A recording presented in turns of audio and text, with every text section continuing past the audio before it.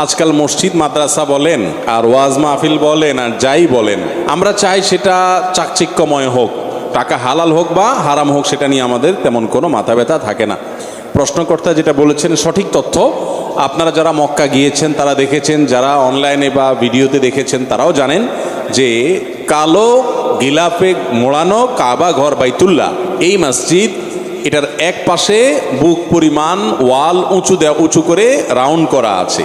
এটা মূলত কাবার ভেতরের অংশ ছিল। নবী করিম সাল্লাল্লাহু আলাইহি সাল্লামের দাদা আব্দুল মুত্তালিবের আমলে যখন কাবা পুনর্নির্মাণ করার সংস্কার করার উদ্যোগ নেওয়া হয়, তখন তারা মুশরিক ছিলেন মক্কার মানুষেরা, কিন্তু তাদের মধ্যে হালাল হারামের চেতনা ছিল। তারপরও তারা হালাল হারামের চেতনা থাকার কারণে ঘোষণা দিয়েছেন যে হারাম টাকা মক্কায় কাদের কাদের ইনকাম আছে এলাকার তো সবাই জানে, সেগুলো আমরা আল্লাহর ঘরে নেব না, আল্লাহর ঘরে শুধু হালাল টাকা নেব। তো হালাল টাকা তো সবসময় কমই থাকে, তো টাকা কম উঠছে, যার কারণে তারা এই ঘরটাকে, আল্লাহর ঘরটাকে পুরোটাকে বিল্ডিং বানাতে পারেন না। যেটাকে পার্সেন্ট করছেন টাকার অভাবে, অর্থের অভাবে, বাকিটাকে ওয়াল দিয়ে উঁচু করে রাউন্ড দিয়ে রেখেছেন। আজও পর্যন্ত সেটা সেভাবেই রেখে দেওয়া আছে। সেই স্মৃতি আমাদেরকে শিক্ষা দেয় যে আল্লাহর ঘরে বা দ্বীনের কাজে হারাম টাকা দেওয়া যাবে না। নবী সাল্লাল্লাহু আলাইহি ওয়াসাল্লাম বলেছেন, ইন্নাল্লাহা তাইয়্যিবুন লা ইয়াকবালু ইল্লা তাইয়্যিবা, আল্লাহ পবিত্র, যার কারণে হালাল এবং পবিত্র দান ছাড়া কিছু আল্লাহ তাআলা গ্রহণ করেন না।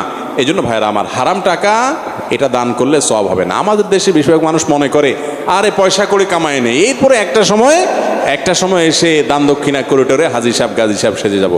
মানুষের চোখে দুলা দিতে পারবে না। আল্লাহ তাআলা আপনার ব্যাকগ্রাউন্ড জানে না। অতএব এই 2 নম্বরের পথ পরিহার করতে হবে এবং হারাম টাকা মসজিদ দিবেন না। মসজিদ কর্তৃপক্ষেরও মেরুদণ্ডে থাকা উচিত, ইমাম সাহেবের মেরুদণ্ড থাকা উচিত যে হারাম টাকাকে ডিনাই করতে জানবে। আজকাল তো এগুলো নাই ম্যাক্সিমাম মসজিদ। আলহামদুলিল্লাহ, এই মসজিদে খতিব সাহেব বলেছেন, আমরা আমাদের আসুন্নাহ ফাউন্ডেশনে যারা লাইফ মেম্বার এবং ডোনার মেম্বার হবেন, সেখানে আমাদের ফরমে এবং আবেদনে লেখা আছে যে শর্তই হলো আপনি হালাল টাকা দিয়ে আমার এখানে সদস্য হতে হবে, হারাম টাকা দেওয়া যাবে না। তারপরও যদি আপনি হারাম দেন, আপনি অন্যায় করেছেন, প্রতারণা করেছেন, কিন্তু আমরা হারাম নিতে প্রস্তুত নই। আল্লাহ তাআলা সব উলামাদেরকে এরকম দায়িত্বশীল ভূমিকা নেওয়ার তৌফিক দান করুন। আমিন।